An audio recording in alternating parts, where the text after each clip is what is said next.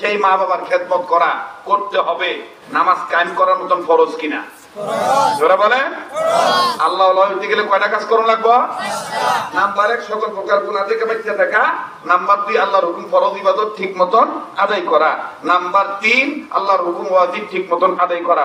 Number 4 নবীজির সুন্নতওয়ালা উম্মত হওয়া, নবীজির সুন্নতওয়ালা উম্মত হওয়া। নাম্বার 5 নিজের অভ্যাসকে নফল আমলের অভ্যাসে পরিণত করা, নিজের অভ্যাসকে নফল আমলের অভ্যাসে পরিণত করা। এই 5 কাজ ধারাবাহিকভাবে করবে যারা আল্লাহ পাকের ওলি হবে তারা। আমরা এই 5টা কাজ করতে পারবো ইনশাআল্লাহ? পারবো তো ইনশাআল্লাহ? আমি আশাতে খুশি না বেদা? আগামীতে আবারও যদি আসি খুশি হবে হ্যাঁ? জি ভাইরা আমার, যে সুন্নতের একটা দাওয়াত আমি আপনাদেরকে দিতাম চাই। এই গ্রামে যারা আছেন আমরা ইনশাআল্লাহ আগে আগে সালাম দিব, যার সাথে জন দেওয়া হইব। পারবেন না? কিভাবে দেব? আসসালামু আলাইকুম বলেন, আসসালামু আলাইকুম, আল্লাহু আকবার বলেন। এভাবে সালাম দিতে পারবো ইনশাআল্লাহ? হ্যাঁ। এর মধ্যে আমি আপনাদেরকে ওলি আল্লাহ হওয়ার নিয়তে একটা সুন্নতের দাওয়াত এভাবে দিতে চাই। শোনেন, আমরা বসো না আমার ভাইরা, বাতাস লাগবে না এখন, সময় তো মানে দোয়া কবুল হওয়ার সময়, আমি দোয়ার জন্য একটু কি করতেছি আর কি। যাই হোক, শোনেন খুব খেয়াল করে কথাটা শোনেন। আমরা সবাই চাই, আমাদের প্রত্যেক মানুষের চাওয়া 3টা। নাম্বার 1 জীবন ভর সুস্থ থাকতাম স্যার, কথা কথা। নাম্বার 2 মরার আগ পর্যন্ত যেন আমরা কারো কাছে হাত পাততে না হয়, অভাবমুক্ত জীবন চাই। প্লিজ এখন কেউ উঠবেন না। নাম্বার 3 মুসলমানের সন্তান হিসাবে মরণের সময় ঈমান নিয়ে মরতাম চাই। এই 3টা জিনিস চাই কি চাই না? কারা কারা চান? নারায়ে তাকবীর, হাত নামান। এবার তাহলে আমার সাথে বলেন, ওলি আল্লাহকে সাথে নিয়ে বলেন, ইয়া আল্লাহ, ইয়া আল্লাহ। ওই কিপটামি করতে বলেন, ইয়া আল্লাহ, ইয়া আল্লাহ, ইয়া আল্লাহ, ইয়া আল্লাহ, ইয়া আল্লাহ, ইয়া আল্লাহ। রোগ মুক্ত জীবন, রোগ মুক্ত জীবন, রোগ মুক্ত জীবন, রোগ মুক্ত জীবন, অভাব মুক্ত জীবন, অভাব মুক্ত জীবন, অভাব মুক্ত জীবন, অভাব মুক্ত জীবন। ঈমান যুক্ত মরণ, ঈমান যুক্ত মরণ। ইয়া আল্লাহ, ইয়া আল্লাহ। রোগ মুক্ত জীবন, রোগ মুক্ত জীবন, অভাব মুক্ত জীবন, অভাব মুক্ত জীবন। ঈমান যুক্ত মরণ, ঈমান যুক্ত মরণ। আল্লাহ, আল্লাহ, আল্লাহ, আল্লাহ, আল্লাহ। নবীর উসিলায় আমার নসিব করো, আমরার নসিব করো। করে বলেন আমিন, আরো করে বলেন আমিন।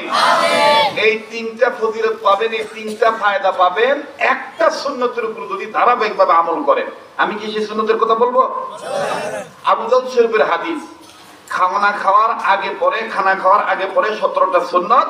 এর মধ্যে 4 নাম্বার সুন্নত হইল খানা খাওয়ার আগে পরে 2 হাত কবজি পর্যন্ত দৌত করা। একটু দেখেন সেটি বাদান কয় হাত? কোন পর্যন্ত? কবজি পর্যন্ত। কোন সময়? কোন সময়? খানা খাওয়ার আগে এবং পরে। এই সুন্নতটা যে পালন করব, হযরত হাকিমুল উম্মত আশরাফ আলী থানভী রাহমাতুল্লাহ আলাইহি আজাল্লা খলিফা হারবি হযরত শাহ আবরুল হক রাহমাতুল্লাহ আলাইহি বলেন যে আল্লাহ পাকের রাসূল বলেছেন, আমার ওই উম্মতকে আল্লাহ তাআলা কঠিন মহামারী, মরণ ব্যাধি, ক্যান্সার রোগ থেকে আল্লাহ তাআলা হেফাজত করবে। সুবহানাল্লাহ বলেন। এই সুন্নতের বরকতে 2 নম্বর ফায়দা হলো, তার যদি ঋণ থেকে থাকে আল্লাহ তাআলা গায়েবী নুসরত দ্বারা তাকে ঋণ পরিশোধ করার ব্যবস্থা করে দিবে। নাম্বার 3 হইল সুন্নতওয়ালা উম্মত হওয়ার বরকতে মরণের সময় কালেমা পড়তে পড়তে সে মারা যাবে।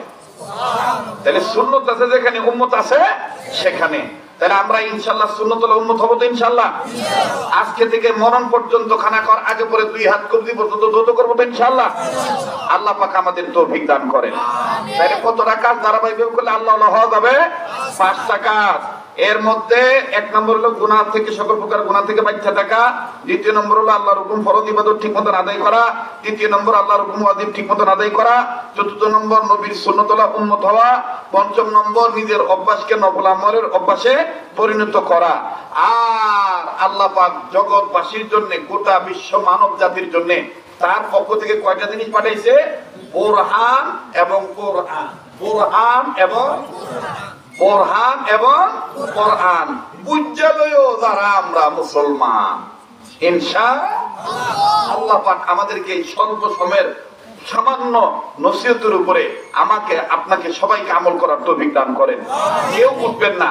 যে সুন্নতের আমলের কথা আপনাদেরকে বললাম, এই এরকম ছোট ছোট সহজ সহজ সুন্নত এই কিতাবটার মধ্যে আমি সংকলন করেছি আমার শাইখ মুর্শিদের অনুমতি ক্রমে, আল্লাহ ওয়ালাদের পরামর্শ ক্রমে।